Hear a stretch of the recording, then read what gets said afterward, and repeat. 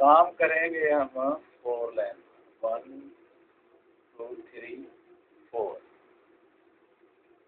Start करेंगे हरूफ ताजी से।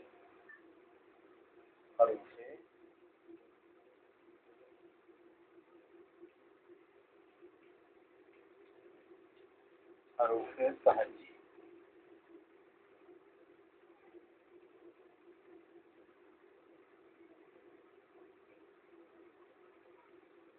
अलफ लिखेंगे ऊपर वाली 3 लाइन, यहाँ से स्टार्ट करेंगे, बद्दा इसके ऊपर लगाएंगे। बे लिखेंगे ऊपर वाली, सॉरी यहाँ नहीं आएगा, ये यहाँ से स्टार्ट करेंगे।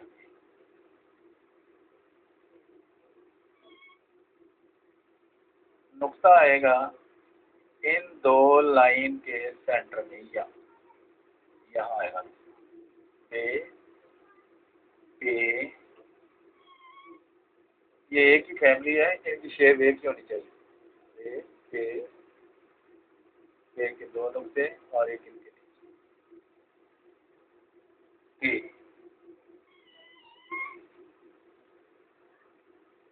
ये लाइन के ऊपर आएंगे,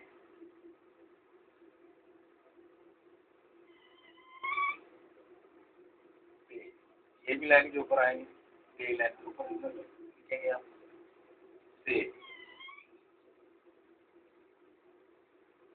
इसके 2 नुक्ते लाइन के ऊपर और एक इन दोनों के ऊपर। अलिफ बता बे पे ते ते सी, ये इनकी शेप एक ही है, कोई बड़ा कोई छोटा नहीं होना चाहिए।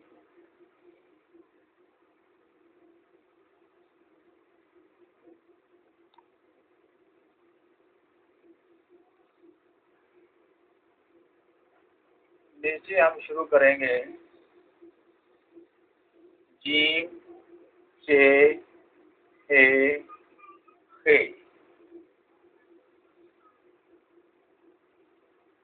ये भी 4 लाइन पे आप लिखेंगे 1 2 3 4। काम करेंगे हम 4 लाइन पर। जीम लिखेंगे, जीम का ऊपर वाला हिस्सा ये शेप बनाएंगे आप, यानी ये वाली शक्ल, ये वाली शक्ल, ये वाली, इसको याद करना, ये वाली। और इसके साथ आप लगाएंगे ये शेप। समझ लें ये चांद है, ये मैंने एक चांद बना दिया है, ये मैं यहाँ लगाता हूँ। इसके साथ नुक्ता लाइन के ऊपर आएगा, जी जे। इसको फिर मैं इसके साथ लगा देता हूँ,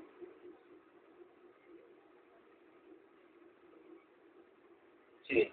2 नुक्ते लाइन के ऊपर आएंगे, एक नीचे आएगा, हे।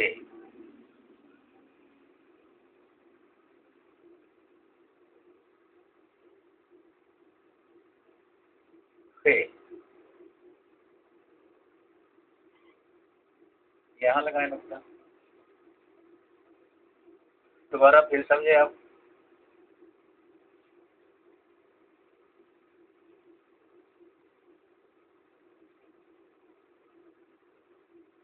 जी,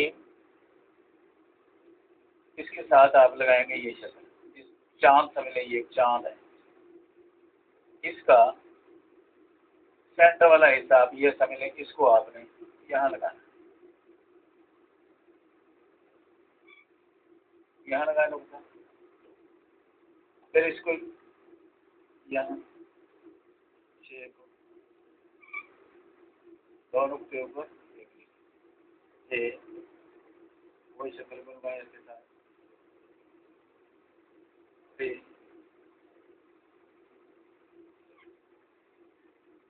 आज आपने यही काम करना है और इसकी एक्सरसाइज बार बार करेंगे तो आपको इसकी समझ आ जाएगी।